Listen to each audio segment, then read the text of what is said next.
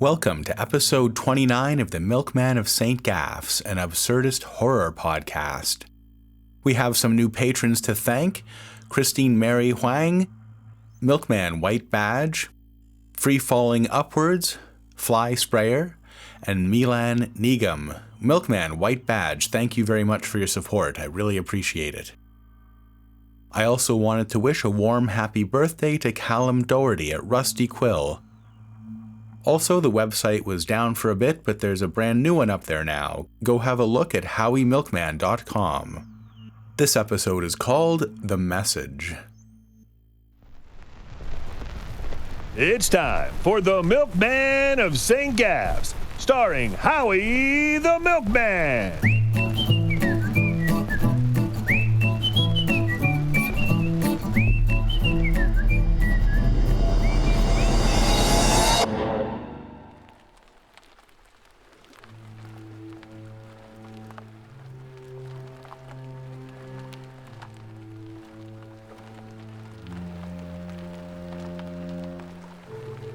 I looked over and the peckerhead was sweating all over the place.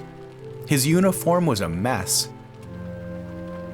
We were both pretty tired from pushing. We weren't all that far from town, and it was cool enough that the milk would probably be okay. With the two of us pushing, it wasn't so bad. At least that's what I told the idiot. I was just letting him do most of the work. The stupid milk truck broke down just under a mile from town.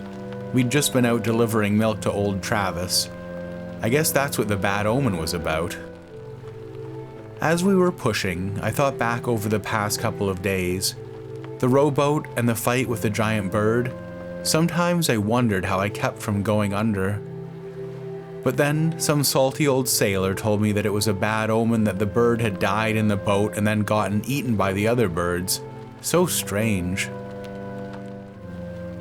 Now, normally, I'm not too superstitious, but after the things that had happened to me recently, I began to wonder if the universe held mysteries that were beyond my understanding. Anyways, I got out of the rowboat and told everyone I was fine. They kept asking how I got there, but I just told them that it was milkman business and that I couldn't say any more. And I walked into town. It was a weekday like any other, and everyone was just going about their business.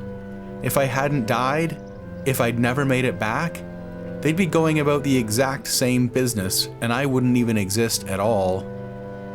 Everything familiar looked brand new to me.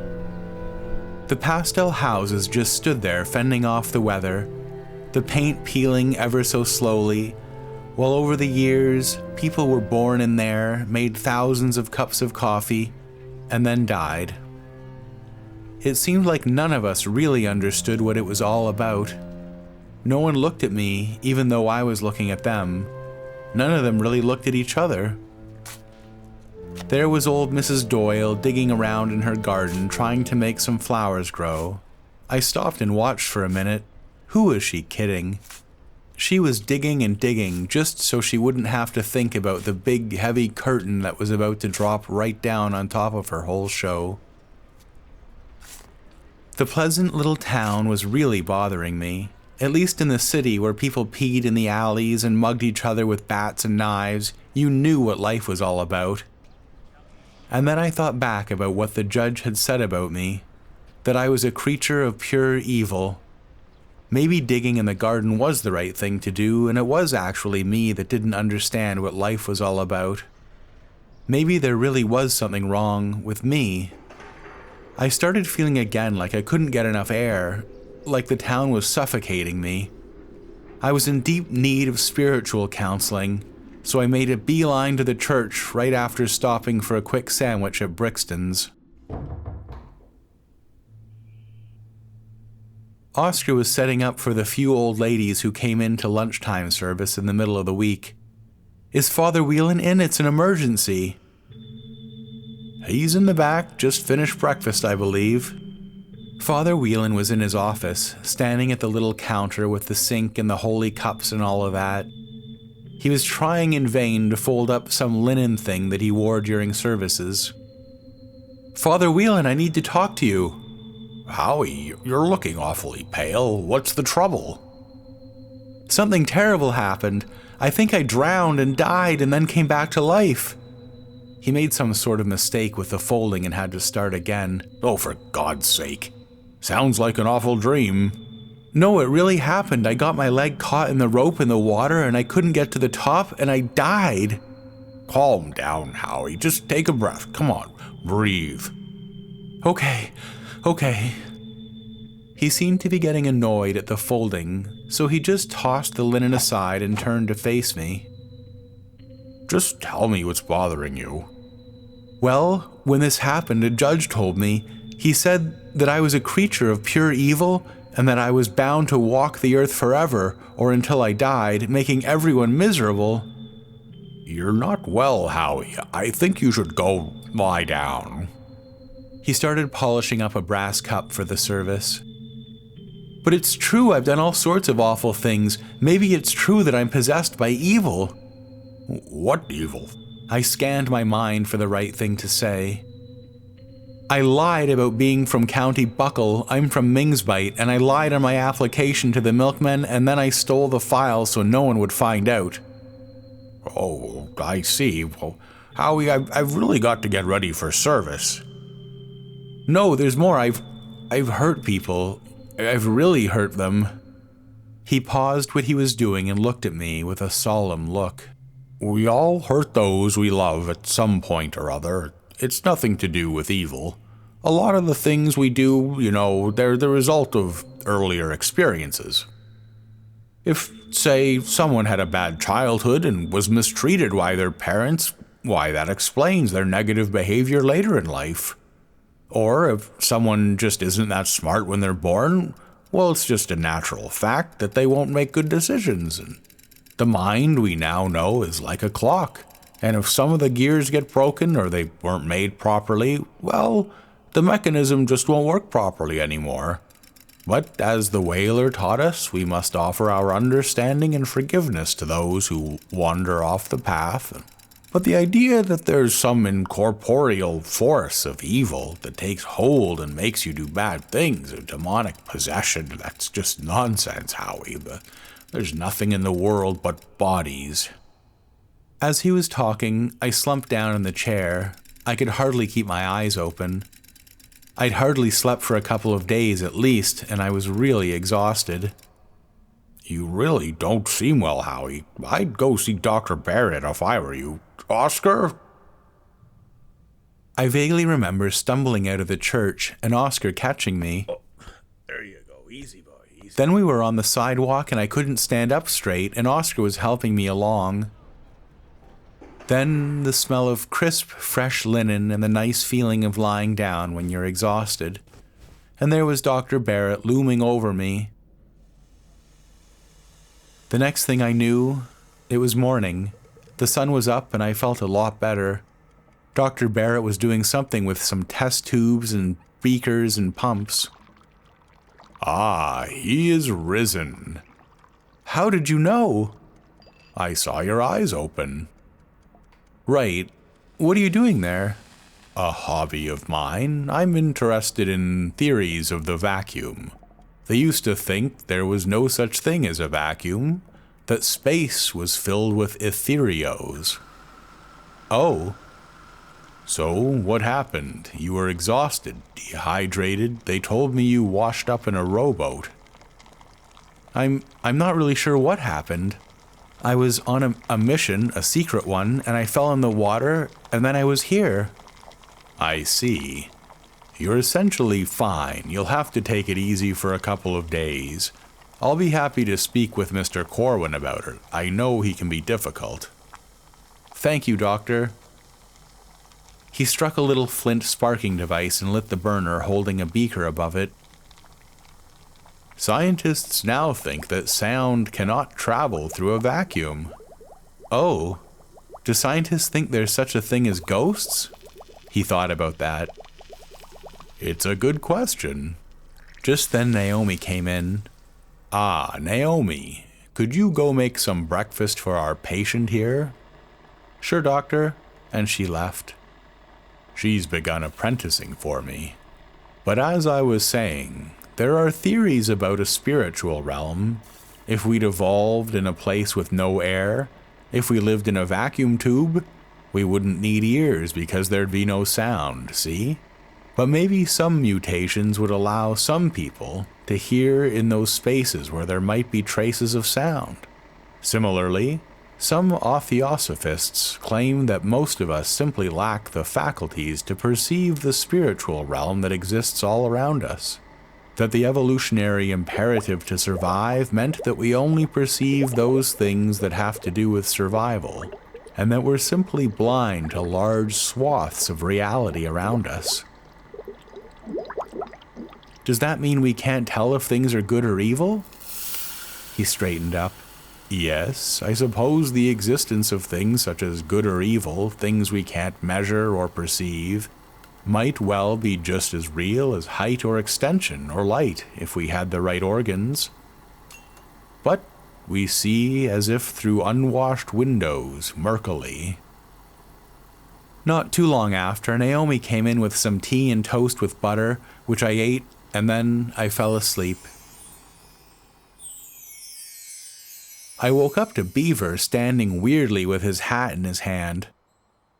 Corwin needs to see you right away, sick or not sick, he says. I felt a lot better after sleeping again, as I found out later, for about 16 hours. So was Mr. Corwin upset because I missed work? Because I was on a mission, you know. It went south and all hell broke loose. I was pretty beat up, and you can ask Dr. Barrett about it. Got a letter for you. From who? Find out when we get there. In Corwin's office, I saw something I'd never seen before. Mr. Corwin looked to me to be ever so slightly uncomfortable. We received this in the mail, Howie. It's from the department. From behind his desk, he pulled out a bag that looked like it was made of rubber. It came right from the top, for your eyes only, apparently. He handed me the bag. I untied the rope and reached in. There was just an envelope. When I took it out, I thought I heard a slight gasp from Corwin. The letter had gold edging on it, and there was my name, Howie Coxwell. Corwin stood up and tried to come around to look as I opened it. Didn't it say it was for my eyes only? Give me that. And somewhat rudely, Mr. Corwin took the letter right out of my hands. He read aloud. Mr. Coxwell, you are to report within 3 days to the Department of Lactic Affairs Experimental Labs at the main station, Mingsbite. You are hereby promoted to Milkman Red Badge, First Class, Pay Grade M6. Your transfer orders are enclosed. Mr. Corwin looked the letter over. This came directly from Stan. He looked miffed and shocked. What's this about, Howie? I don't know. I've never even seen Stan, and he's sending messages directly to you? I don't know, honest. I've never seen him either. Okay, Howie. It looks like you're leaving us and getting a pretty good bump in pay, too. You'll have to find your own accommodations, I suppose. He just stood there thinking, but I could hardly believe my ears. It was finally happening. I'd been promoted again, and I was moving to Mingsbite. I was going to return home a hero. I could just imagine myself now, going to my old school, all the kids running up to me. Look, it's Howie, they'd say. And I'd hand out quarters and tell them that with enough hard work anything was possible, and you take the rest of the day to pack, report back here in the morning. I'm going to bring McMurdo in. He'll have to take over your route. You go with him tomorrow and make sure he's up to the task.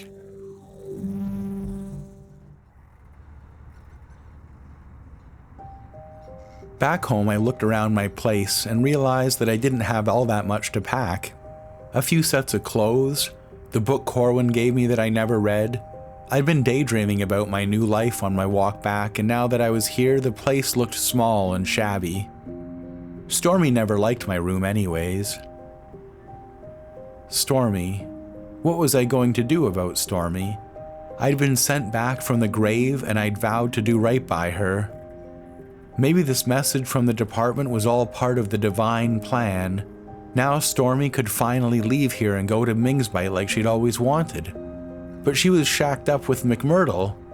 My first thought was to go right over there and tell her about the big promotion. but then I decided I'd better hold off and think about the right words to tell her. I walked over to the window. There was the view I spent so many hours in the evenings watching. I thought back to the first time I'd seen it and how exciting it was to be starting off a new chapter of my life. But now, I felt I'd outgrown the place, and like everything about St. Gasp's was part of my past. I didn't quite feel sad or nostalgic about it yet. I went out for a walk to see everything for one of the last times, but it just felt like any other day. I didn't tell anyone I was leaving. I just wandered around trying to soak the place up so I'd have a clear memory of what it was all like. I popped into Mel's for a haircut. I didn't want to show up at the main station looking disheveled after all. I guess you heard about Granard then. No, he's not living with you anymore? No sir, he's not. He was flat broke. He borrowed from the bank to buy the materials for that chip stand. When the whale wrecked it, that was about it for him. Sold everything he had and bought tickets to Ming's Bite. I'll definitely miss his sandwiches. Ha! Father Whelan must be pretty unhappy too. I suppose so. That night, as I lay in bed, the old familiar knocking started. That's when I really started feeling like I might miss the place. I wanted to do something nice for my neighbor. So I got up and took my favorite picture of the little boat off the wall. I went next door and knocked. Hello? I'm moving away in a few days and I wanted to give you something to remember me by. I handed her the picture and she took it. Thank you. I felt like I'd done my good deed for the day, but the banging continued as usual. In the morning I went down to the station. I wondered if I'd have to get up so early for my new position. It was probably an office-type job, so I'd be able to just lounge around at home for a while and drink coffee and read a newspaper before heading in. I wondered if I'd miss the early morning walks. One thing I wouldn't miss was that peckerhead, McMurdo, who was standing by the truck waiting for me.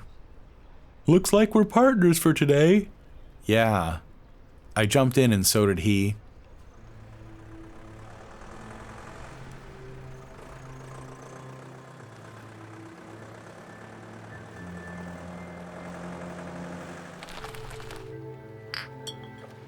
Well, Travis, it looks like McMurdo here is going to take over the route. I've been transferred to Ming's Bite. I could have sworn that a look of relief crossed his face. I'm sure you'll be missed. Office job, is it? I think so. Advanced experimental research. They need someone with real-world experience back at HQ. Just remember what I told you. Stay on this side of the ground. And he winked. Travis was a nice guy. I decided to give him some advice too. Sure thing, Travis, and make sure you stay away from the milk station. The milkmen have their eye on you. And I winked too. He looked a bit startled. The peckerhead didn't know what we were talking about.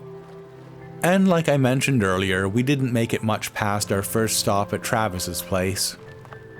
So we were pushing the stupid truck along and the idiot decides to start talking about Stormy just to pass the time. I think it only fair to tell you that I plan on asking Stormy for her hand in marriage pretty soon. My first instinct was to punch him in the face, but I decided to keep my cards closer to my chest. Are you gonna move into your own place with her? I was thinking we'd move into her old place. So let me ask you, your parents don't mind you guys sleeping in the same room every night? Same room? We have separate rooms. We're not married yet. You mean you guys never what? You know. No, she's not like that. Oh, okay. We are pushing harder now, getting the truck up a little hill just by the first houses. Did something happen when you were with her? Oh, something happened, all right. We were just about at the top of the hill. What? What happened? A gentleman never tells. You tell me right now. But the truck was over the hill and I had to run to hop in before it got away from us. McMurdo hopped in too and we coasted as far as we could. You tell me what happened. No. Did you sleep with her? Look, whatever intimate moments we had together are between me and her, okay? He just got all quiet. I could tell he was pretty steamed, but I felt a lot better since I thought they'd been fooling around all this time. We eventually got a new truck and made the rest of the rounds. It was pretty awkward, but what did I care? The only thing is that I was thinking of going over to McMurtle's place to try to talk to her after work, but now that seemed like a bad idea. I kept remembering that nice shiny rifle McMurtle owned. I bet the peckerhead couldn't even shoot straight, but still. I'd have to think of a different strategy. Maybe I'd write her a letter from Mingsbite with a ferry ticket or something like that.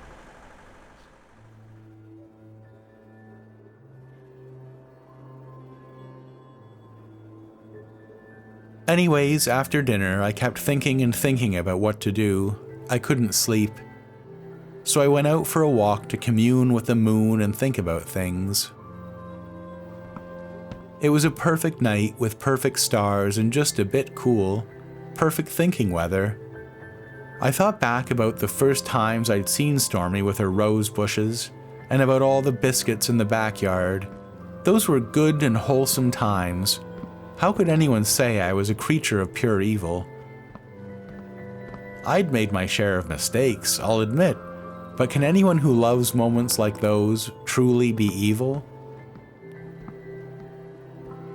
I was beginning to think the whole thing with the court was just a dream after all.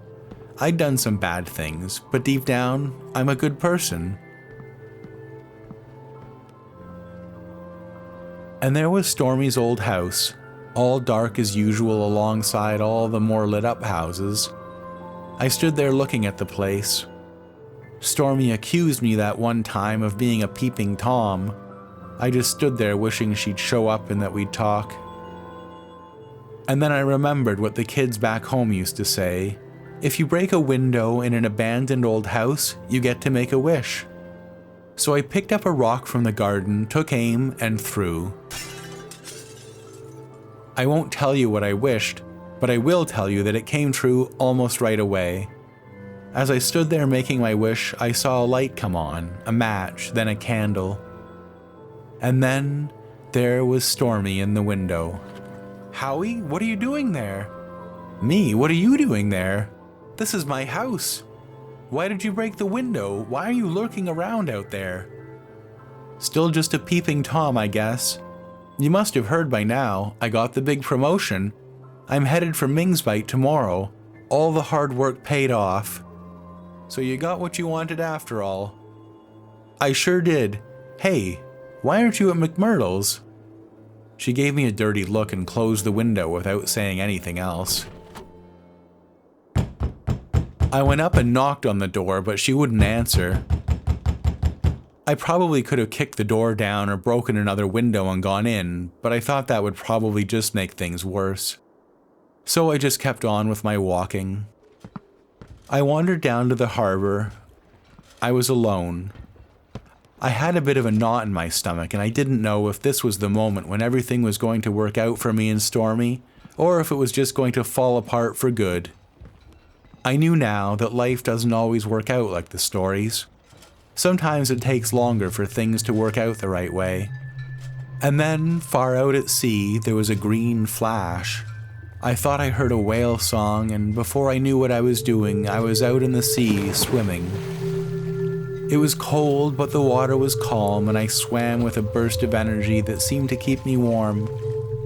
I was swimming out like I was under a spell and had no choice. The emerald stars seemed so bright, reflecting in the sea with the moon. And there was the Philena coming towards me. It was magical. When I got close, I stopped swimming and floated there, enchanted, until it opened its gaping maw. I was being sucked in. I turned and tried to swim away, but of course it was no use. I was sucked down into the entrails of the beast, but somehow I could breathe, and I could see through the whale out to the stars and moon. I felt the big fish dive, and the stars got dimmer and dimmer under all the water. I was lying on a bed of guts and couldn't move. The deeper we went, the less I could breathe. And then there was a stream of little dead fish and bits of plants the Philena must have eaten. It was filling up the stomach. I screamed, but no sound came out, until all the muscles around me started heaving and contracting, and before I knew what was happening, I was in the middle of the sea in a huge muddy cloud. When it cleared, I just caught a glimpse of the green glowing whale as it swam off, and I stuck there as if in space by myself, and I couldn't even tell which direction was up. In the blackness I swam, half expecting and then almost wanting to see some dead relatives chasing after me with bloody clouds pouring out of their heads. But it was just me alone with no sounds and no voice. When I came to, I was passed out on the wharf with the light pouring down from the moons and stars, and Stormy was there standing over me. Did they really force you to put that radio there? You really think I would do something like that? How did you know I was here anyways? You were screaming. She was just quiet for a while, looking at me.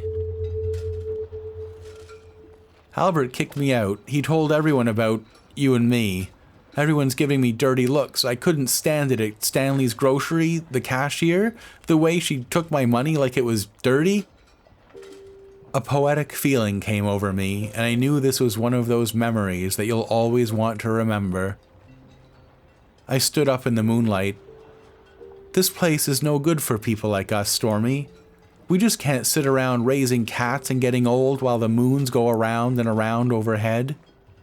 She looked up at me like I'd said the right thing, so I went with it.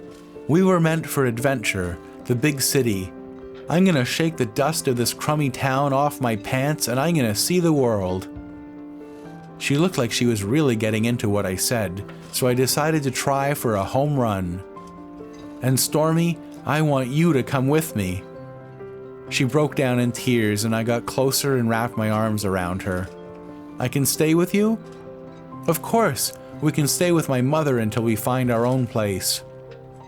She looked up at me with a bit of worry in her eyes. Don't worry, I'm just about 19. My mom won't mind us staying in my room together. As we stood there, looking out to sea, a green flash lit up the sea a few miles out. After that, it was all like a dream that you only remember in bits and pieces. Me throwing clothes in a bag and Mrs. Summertag pointing at the wall where the painting used to be. Stormy dragging a big trunk down to the pier, me buying tickets. Then we were on the deck watching the sunset. We'd taken the overnight ferry and we'd be in Ming's Bight at the crack of dawn. I felt like we were married and starting off our new lives together, and Stormy seemed at times to be sad and aloof. But I guess she had a lot of memories and leaving St. Gas was harder for her. But as the hours wore on, and there was no question of us sleeping on such a fateful night, Stormy seemed to lighten up and even get excited. She talked about buying women's shoes and walking down the sidewalk like she had somewhere important to be. I told her about some of the places we could visit downtown, and I could see the visions of a new exciting life opening up for her. We can buy a radio. We can listen to Eliza Pike every week. Then, somewhere in the early hours, we saw flashes of lightning far off in the distance. It lit up the mainland. We could almost make out the buildings of some village. There was a rainy storm over the mainland, but we were dry here. The first time I see it, my whole life I wanted to leave and go to the mainland. Then she got teary-eyed. I was born in a storm. That's where I got my name. My dad said there was so much lightning they were worried it would hit the house and burn it down. And now I'm finally here. But he's gone, and I'll never get to tell him my first glimpse of the mainland was all lit up by a lightning storm. And she just broke down and wept in my arms. We didn't say much for a long time. But when the sun was coming up, she cheered up too. We were pulling in slow to the city. We watched in the red morning light as the church towers and tall buildings went past. Stormy was entranced, and I felt happy that I could bring her here to my hometown. It was like I was showing her a part of myself and bringing her to a big wide world she'd always wanted to see. I held her close and remembered what a wise man once said. No man is a failure if people love him. It was a perfect moment of happiness. We docked, I got my bag, and Stormy got her trunk. We made our way off the ferry, tired but happy. And then there was a paper boy there trying to sell the Mingsbite Comet to the people getting off the boat. I stopped dead in my tracks when I saw my mother's picture on the front page of the newspaper. And there was the headline, "Did Howie murder his father? Yes," says Mom.